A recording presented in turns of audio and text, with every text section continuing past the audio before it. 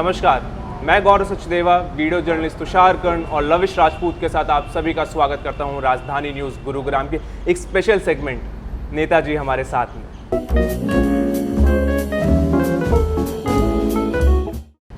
हर उस आम इंसान की अपने नेता से उम्मीद होती है कि जब वो कठिनाइयों में हो, परेशानियों में हो, तो उसका नेता सामने आए और उस परेशानी का हल निकाले। और जब वो नेता सत्ताधारी पक्ष का हो, सरकार में हो, तो लोगों की उम्मीदें उनसे और बढ़ जाती हैं। आज हमारे साथ मौजूद हैं गुरुग्राम के जिला अध्यक्ष जननायक जनता पार्टी के ऋषि राज राणा जी। बहुत बहुत स्वागत है सर आपका राजधानी न्यूज़ गुरुग्राम। हाल ही में आपको नई जिम्मेदारी सौंपी गई है जिला अध्यक्ष गुरुग्राम की। अब किस तरह से आप चैलेंजेस को देखते हैं अपने सामने? जननायक जनता पार्टी आज से लगभग 2 साल पहले इस पार्टी का गठन हुआ और कर्मठ कार्यकर्ताओं के दम पर आज हमारी पार्टी सरकार में साझा है हमारी पार्टी का। और हमारे पार्टी के जो सुप्रीमो कह सकते हैं, राष्ट्रीय अध्यक्ष कह सकते हैं, डॉक्टर अजय सिंह चौटाला जी ने मुझे एक बहुत बड़ी जिम्मेवारी दी है। मुझे गुरुग्राम का जिला अध्यक्ष बनाया है और मैं उनकी हर उम्मीद पर खरा उतरते हुए एक गुरुग्राम का मजबूत संगठन बनाऊंगा। एक ऐसा संगठन जो लोगों की समस्याओं को सुने, जिसमें महिलाओं का संगठन होगा, युवाओं का होगा, बुजुर्गों का होगा, SC सेल होगा, BC सेल होगा, हमारे वकीलों का एक अलग से सेल होगा, बुद्धि प्रकोष्ठ जीव जिसको बोलते हैं, डॉक्टरों का एक सेल होगा। इन सारे सेलों का गठन करके जननायक जनता पार्टी को गुरुग्राम में पहले से ज़्यादा मजबूत करने का हम प्रयास करेंगे। सर, लॉकडाउन में गुरुग्राम के निवासियों पर तमाम मुश्किलें आएँ, चाहे वो बच्चों की स्कूल की फ़ीस हो या नौकरियों का हो, और देश में आर्थिक संकट है, गुरुग्राम में आर्थिक संकट है, तो अब इस चीज़ का हल कैसे निकाला जाएगा?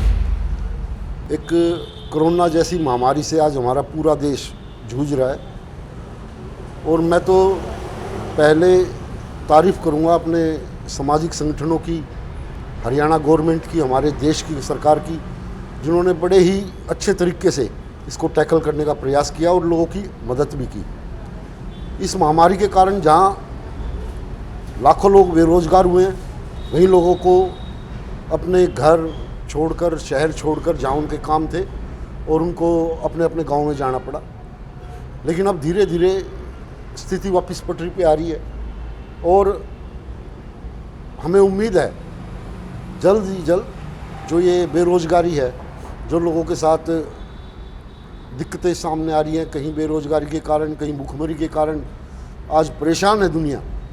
बच्चे पढ़ाई नहीं कर पा रहे हैं, स्कूल कॉलेज नहीं जा पा रहे हैं, स्कूल कॉलेज वाले उनसे फीस ले रहे हैं, तो एक तरीके से परेशान है, आज सभी लोग परेशान हैं। और गवर्नमेंट प्रयास कर रही है, भाई दुष्यंत चौटाला जी विशेष प्रयास कर रहे हैं, हमारे हरियाणा के उप मुख्यमंत्री जी, और जल्दी हम इन समस्याओं से छुटकारा लेकर और लोगों को दोबारा से उसी तरीके से खुशहाल जीवन जीने के लिए प्रयास करेंगे। यही हम प्रयास करेंगे। सर, गुरुग्राम के निवासियों के लिए बढ़ते बिजली का बिल एक सरदर्द बना हुआ है। आपके पास भी ज़रूर कंप्लेंट्स आई होंगी। अब लोग किसके पास जाएं? लाखों के बिल आ रहे हैं लोगों के। अब वो DHBVN के पास जाएं, उस सरकार के पास जाएं, जवाबदेही सर अब किसकी होगी? अभी लगभग पूरे हरियाणा में और विशेषकर गुड़गांव में, हमारे जहाँ से हम बिलोंग करते हैं, बजगेड़ा गाँव, न्यू पाड़म बिहार, वहाँ भी अभी मीटर बदले गए हैं और उनकी दुनिया भर की शिकायतें आ रही हैं कि भाई ये मीटर फास्ट चल रहे हैं। बिल्कुल। जो पहले वाले मीटर थे उनसे 1.5 गुना ज़्यादा तेज़ चल रहे हैं, जिसके कारण लोगों के ऊपर एक्स्ट्रा बिजली का एक बोझ पड़ रहा है। और जिनका बिल 4,000 5,000 आता था, आज 15 से 20,000 रुपये आ रहा है। इससे लोग परेशान हैं और हमने अपने लोकल स्तर पर जो यहाँ के एक्शन हैं, SDO हैं और E हैं, उनसे बात की है और उन मीटर को चेक किया जा रहा है। अब वो लगने बंद हो चुके हैं। जब तक वो मीटर चेक नहीं होंगे, प्रॉपर तरीके से लोग संतुष्ट नहीं होंगे, उन मीटरों को बंद किया जाएगा। अगर ज़रूरत पड़ी तो माननीय रंजीत सिंह चौटाला जी बिजली विभाग के मंत्री जी हैं और हमारे उप मुख्यमंत्री दुष्यंत चौटाला जी के संदर्भ में भी हम ये बात लेके आएंगे और ज़रूरत पड़ी तो इन मीटरों को हटवा के लोगों के पुराने मीटर लगवाएंगे ताकि लोगों को इससे रिलीफ मिले। त्योहारों का समय है, लोग बाज़ार में जा रहे हैं, लेकिन कोरोना वायरस ख़त्म नहीं हुआ है। पिछले कुछ दिनों से गुरुग्राम में कोरोना वायरस की रफ्तार बढ़ी है, 500 से ज़्यादा केसेस आ रहे हैं। तो कोरोना वायरस को अब काबू में कैसे किया जाएगा? कल ही हम इसके लिए गुरुग्राम के जो हमारे उपायुक्त हैं, खत्री साहब, उनसे मिले थे और क्योंकि जहाँ कोरोना महामारी से बेरोजगारी फैल रही है, लोग परेशान हैं, वहीं इस व्यवस्था को पटरी पे लाने के लिए लोगों को काम करना भी ज़रूरी है। बिल्कुल। अब अगर हम बाज़ार बंद कर देते हैं, दोबारा से लॉकडाउन हो जाएगा, तो लोगों का करोड़ों का नुकसान होगा। लोग अपने जो काम अब धीरे धीरे पटरी पे आने शुरू हुए हैं, वो फिर से डंप पे चले जाएंगे। इसका तो यही है। और आपके चैनल के माध्यम से, राजधानी न्यूज़ के माध्यम से मैं लोगों से भी हाथ जोड़ कर अपील करता हूँ, जो सरकार ने आपको दिशा निर्देश दिए हैं, मास्क लगाएं, सैनिटाइज करें, एक दूरी का पालन करें, ये थोड़ी थोड़ी अपनी जो सावधानियां हैं, इनका हम पालन करके इस महामारी से अपना बचाव कर सकते हैं। बाकी गवर्नमेंट का प्रयास है, आज भी सैनिटाइज हो रहे हैं जगह जगह, आज भी लोगों को मास्क बांटे जा रहे हैं, वितरण किया जा रहा है। और जो हमारी चिकित्सा व्यवस्था है, जगह जगह कैंप लगाए जा रहे हैं, जो कोरोना पॉजिटिव है उनको दवाई दी जा रही है, उनको फाइंड किया जा रहा है। तो प्रयास बहुत ज़्यादा किए जा रहे हैं और उम्मीद है दिसंबर के बाद हम कोरोना महामारी पर काबू कर लेंगे। सर, न्यू पालम विहार फेज़ 1 यहाँ की सबसे पुरानी कॉलोनी है, अनऑथोराइज्ड है, लोगों को तमाम परेशानियाँ आ रही हैं वहाँ पर। एक न्यू पालम विहार फेज़ 1, उसके अलावा भी कई कॉलोनियाँ हैं जो अनऑथोराइज्ड हैं, उन्हें ऑथोराइज करने का अब क्या कार्य चल रहा है? न्यू पालम विहार कॉलोनी नगर निगम के वार्ड नंबर 1 में आती है जी। और 2011 से 2015 तक मैं वहाँ का नगर निगम पार्षद भी रहा हूँ। 2008 से हम ये आवाज़ उठा रहे हैं कि न्यू पालम विहार कॉलोनी को अप्रूव किया जाए, क्योंकि वहाँ पर रहने वाले लोगों को मूलभूत सुविधाएं, रोड, सीवर, पानी, ये गवर्नमेंट की तरफ से या नगर निगम की तरफ से कभी नहीं मिली। वहाँ जो भी काम हुआ, लोगों ने अपनी जेब से, आपसी सहयोग से किया, जितना भी जो भी काम हुआ। आज हमारी सरकार है, माननीय उप मुख्यमंत्री दुष्यंत चौटाला जी से न्यू पालम विहार रेजिडेंस वेलफेयर एसोसिएशन लगभग 2 महीने पहले मिली थी, अपनी बात उनके सामने रखी थी। पहले भी समय समय पर हम हरियाणा सरकार से इस बारे में आवाज़ उठाते रहे हैं। अभी हमारा एक हाई कोर्ट में केस चल रहा है, जो 2011 में मैंने ही डाला था जी। और इस कोरोना जैसी महामारी के चलते हमारे कोर्ट बंद हैं, जिसकी सुनवाई नहीं हो पा रही है। माननीय हाई कोर्ट ने गुरुग्राम नगर निगम को दिशा निर्देश दिए थे कि न्यू पालम विहार फेज़ 1 की जो आज की वास्तविक स्थिति है, भौगोलिक स्थिति है, वो हमें दी जाए, ताकि हम लोगों को रिलीफ दे सकें। और जैसे ही कोर्ट खुलेगा, ये अपनी रिपोर्ट पेश करेंगे और हमें पूरी उम्मीद है कि न्यू पालम विहार कॉलोनी जल्द अप्रूवल होगी। माननीय उप मुख्यमंत्री दुष्यंत चौटाला जी ने खुद इसमें विशेष इंटरेस्ट दिखाया है, क्योंकि 4 बार वो न्यू पालम विहार में खुद आ चुके हैं जी। तो जल्द ही लोगों को ये अच्छी सूचना मिलेगी कि न्यू पालम विहार कॉलोनी अप्रूव हो चुकी है। और हमारा पूरा प्रयास है, गुड़गांव की जितनी भी अनअप्रूव कॉलोनियाँ हैं, एक बार उन सबका सर्वे हो भी चुका है और उन कॉलोनियों को अप्रूव करके वहाँ के लोगों को जो उनका मौलिक अधिकार है, मूलभूत सुविधाएं, वो उन्हें दी जाए। सर, जब आप अपोजिशन में थे तो बड़ी प्रमुखता से आप भी रैलियों में आवाज़ उठाते थे कि गुरुग्राम में जो क्राइम रेट है, महिलाओं के साथ जो क्राइम होता है, लूटपाट होती है, चोरी होती है, उसको कैसे कम किया जाए। पर जब से लॉकडाउन हटा है, गुरुग्राम में क्राइम रेट बढ़ा है। लॉकडाउन में हम सब मानते हैं गुरुग्राम में क्राइम रेट बहुत कम था, 80% से कम गुरुग्राम में क्राइम रेट था, लेकिन जब से लॉकडाउन ख़त्म हुआ है, क्राइम रेट बढ़ा है। और इस क्राइम रेट जो बढ़ा है, वो क्यों बढ़ा है? मैं इसको मानता हूँ एक सबसे बड़ा कारण है बेरोजगारी। आज कोरोना जैसी महामारी के कारण जिन युवा साथियों को रोजगार था, वो या तो अपने गांव चले गए या बेरोजगार हो गए। और कहीं ना कहीं जब इंसान मजबूर होता है तो वो क्राइम की तरफ जाता है। रही बात महिलाओं के प्रति, तो प्रशासन से कल हम के राव जी से भी मिले थे, अपने जो पुलिस कमिश्नर हैं, उनसे भी बात हुई थी और उन्होंने विशेष प्रयास किया है कि गुरुग्राम के अंदर जगह जगह बीट लगाई जाए, जगह जगह नाके लगाए जाएं, चेक किया जाए और जो ये बाहरी वारदात करके यहाँ से चले जाते हैं, उनको कंट्रोल किया जाए। और पहले भी हम जो ये क्राइम महिलाओं के प्रति हो रहा है, इसके खिलाफ थे, आज भी खिलाफ हैं। हरियाणा सरकार ने विशेष कदम उठाए हैं। जो भी इनके खिलाफ आज क्राइम हो रहा है, महिलाओं को विशेषकर, हरियाणा सरकार जल्द से जल्द ऐसा नियम और कानून लेके आने वाली है। ये इस तरीके के क्राइम करने वाले, इन पे लगाम लगेगी और हमारा एक खुशहाल हरियाणा प्रदेश में। सर, बेरोज़गारी का जिक्र किया आप, सरकार में अब आप, तो रोज़गार देना अब आपका काम है, तो रोज़गार के लिए क्या रणनीति तैयार की जा रही है? पहले तो मैं आपके चैनल के माध्यम से सभी हरियाणा प्रदेशवासियों को, विशेषकर युवा साथियों को मुबारकबाद दूंगा। आज से लगभग 1 साल पहले माननीय उप मुख्यमंत्री दुष्यंत चौटाला जी ने रोजगार मेरा अधिकार के नाम से एक मुहिम चालू की थी और उनका एक ही लक्ष्य था, बिजली हमारी, जगह हमारी, पैसा हमारा, तो रोजगार हमें क्यों नहीं। और कल ही ऐतिहासिक दिन है, 5 नवंबर, हरियाणा का विधानसभा में ये बिल पास हुआ, कानून बना। 75% रोजगार हरियाणा के यहाँ के जो स्थायी निवासी हैं उनको दिया जाएगा, निजी कंपनियों में, संस्थाओं में जो रजिस्टर्ड है, और जो भी 50,000 से कम रुपए से कम तनख्वाह वाली नौकरियां हैं उन सब पे लागू होगा। और जो कंपनियां इसको लागू नहीं करेंगी उनके ऊपर मोटा जुर्माना लगाया जाएगा। और मैं समझता हूं जब ये बिल, ये कानून एक्टिव होगा, महीने 2 महीने में जब बीच में आ जाएगा लोगों के, तो 1 साल के अंदर अंदर हरियाणा में बेरोजगारी जड़ से ख़त्म हो जाएगी। कोई भी पढ़ा लिखा साथी जो उसकी काबिलियत होगी, उस काबिलियत के अनुसार उसको रोज़गार मिलेगा और इसको हम जड़ से ख़त्म करने का काम करेंगे। इसके लिए मैं विशेषकर हमारे हरियाणा के उप मुख्यमंत्री दुष्यंत चौटाला जी को धन्यवाद दूंगा समस्त गुरुग्राम की तरफ से। और जो इन्होंने ये काम किया है, कभी जगत ताऊ देवीलाल जी ने हमारे बुजुर्गों के लिए पेंशन बनाने का काम किया था, जो आज पूरे देश में लागू है। इसी तरीके से आज दुष्यंत चौटाला जी ने युवाओं को, क्योंकि वो खुद युवा हैं, युवा की सरकार है, युवाओं को दिवाली का ये तोहफा दिया है। और जल्द से जल्द ये बेरोजगारी जो आप बता रहे हैं ये ख़त्म होगी और हमारा हरियाणा प्रदेश खुशहाल बनेगा। सर, इस कानून का जिक्र किया, इस कानून का जिक्र मैं भी आपसे करना चाहता था कि अब कंपनियों में जो पहले से लोग हैं, क्या उन्हें निकाला जाएगा?